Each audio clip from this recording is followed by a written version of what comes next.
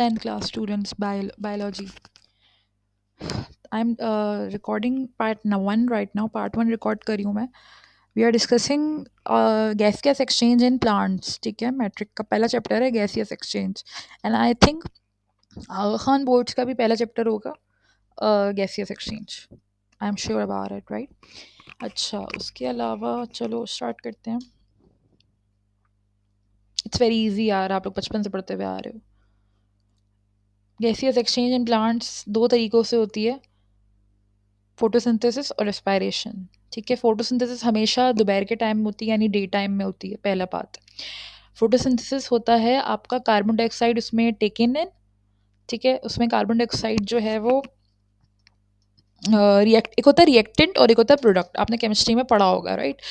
Carbon dioxide जो होता है वो रिएक्टेंट में होता है और ऑक्सीजन जो है वो प्रोडक्ट में होता है. ऑक्सीजन हमेशा रिलीज होगी और कार्बन डाइऑक्साइड हमेशा लिया जाएगा, वो हमेशा रिएक्टेंट में होगा. रिस्पायरेशन इसका ऑपोजिट है, ऑक्सीजन ली जाती है और कार्बन डाइऑक्साइड जो है बाहर निकलती है.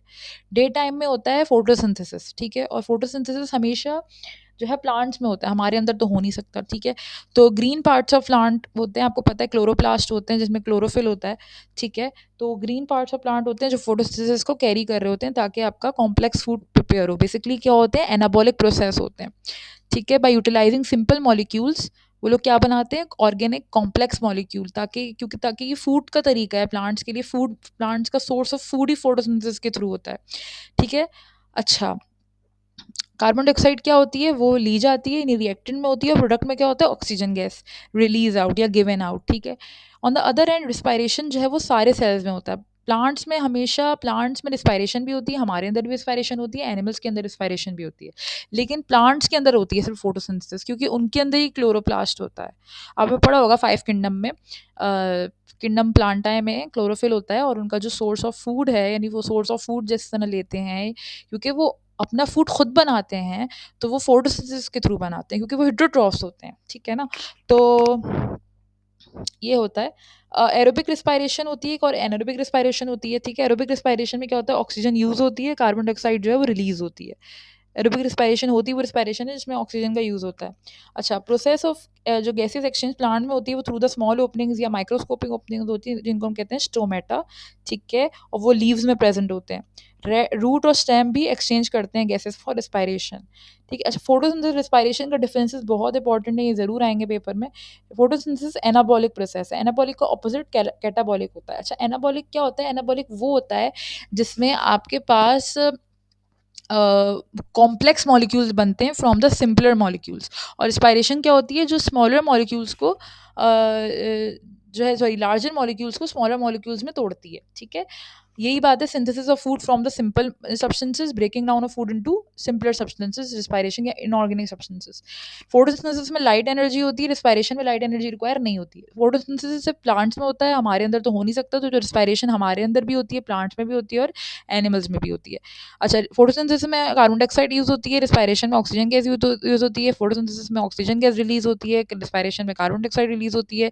फोटोसिंथेसिस दिन में होता है, रिस्पायरेशन हर दिन मतलब हर दिन से मतलब दोपहर रात दोनों होता है.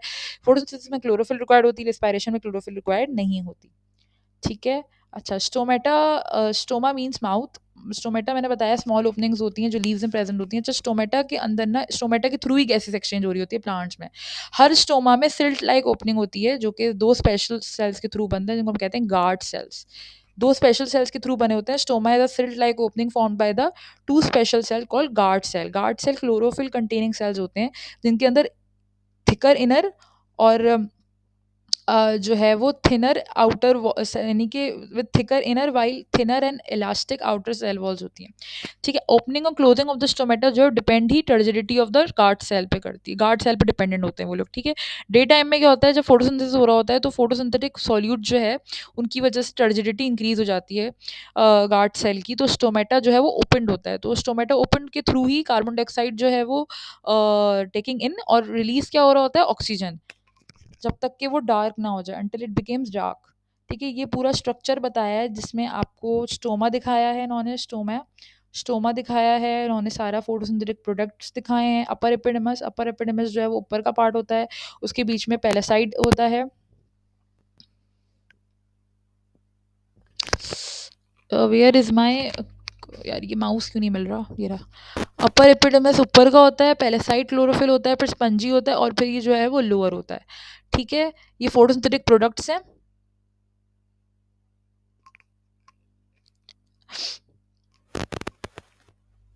तो ये दिखाया इन्होंने, दिखाया स्टोमेटा ओपन।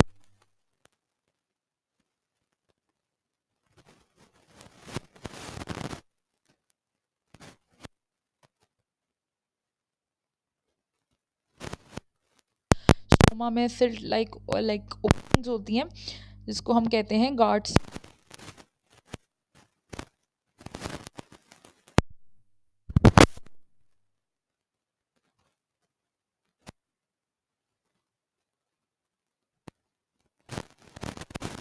प्लांट्स तक